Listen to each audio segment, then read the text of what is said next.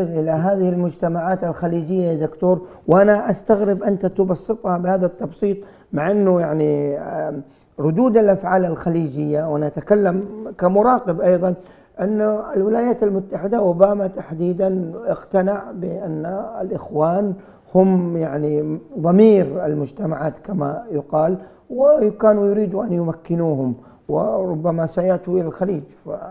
هذه عروش يا دكتور. لا يعني كون أن دول التعاون تشعر أن الربيع العربي سيكتسحها، نعم، لا يكفي كمبرر لمساندة يعني طغيان جديد، نعم، سواء في مصر أو في غير مصر. نعم. يعني جاء الربيع العربي ليعالج مشكلة، فليس من حق دول التعاون أن يعني تنحاز للطغيان وتنحاز لعسكرة المنطقة العربية من جديد فقط لأنها تخاف أن يصلها. إذا كان عندها أوضاع منحرفة دول التعاون فعليها أن تعالج هذه الأوضاع المنحرفة، ولا بأس في المعالجة ولا بأس في يعني، لكن المبادرة في معالجة الوضع أفضل من الانكفاء على الذات والاتباع سياسة النعامة وكأن لا مشكلة في الإقليم العربي أو في الوطن عموما العربي. يعني أثبتت المجتمعات الحقيقة، بدون يعني أن نبالغ أو نتملق يا دكتور، لكن أثبتت تمسكها بقادتها وتمسكها مع ولاة أمرها. وهذا ما حصل عندنا في السعودية في يوم حنين، عندما تداعوا إليها وحشدوا الحشد الإعلامي، لم يتظاهر أحد، لم يأتي أحد، الكل مع ولاة الأمر، ويروا أن الإصلاح من الداخل أفضل بكثير، وهم يرون نتائج الربيع العربي في اليمن وسوريا ومصر وليبيا الآن يا دكتور. لا حتى الآن أنا أتصور من المبكر جدا يا عبد العزيز الحكم على الربيع العربي.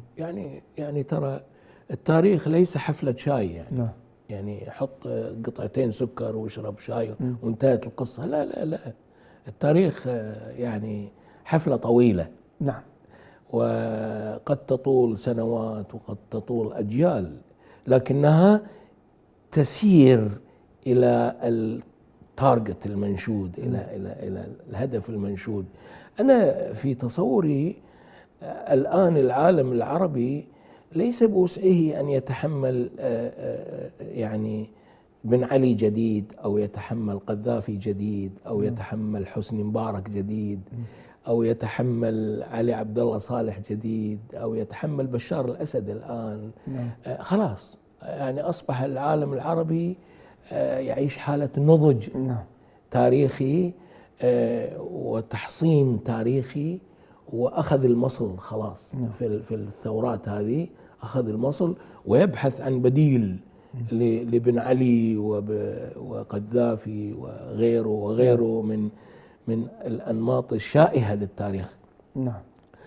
ولذلك أنا أتصور أنه الربيع العربي لم يفشل، الربيع العربي ماشي ولا رغم كل هذه. نعم. أنا كان ضيفي صديقك الشيخ راشد الغنوشي قبل شهر، وكان دعا من مقعد حرك، قال أنا أدعو الشعوب أن تلتف على حكامها، والإصلاح من الداخل أولى بكثير بكثير، لأنه نتائج الثورة ونتائج الخروج يعني الحقيقة مكلفة جدا.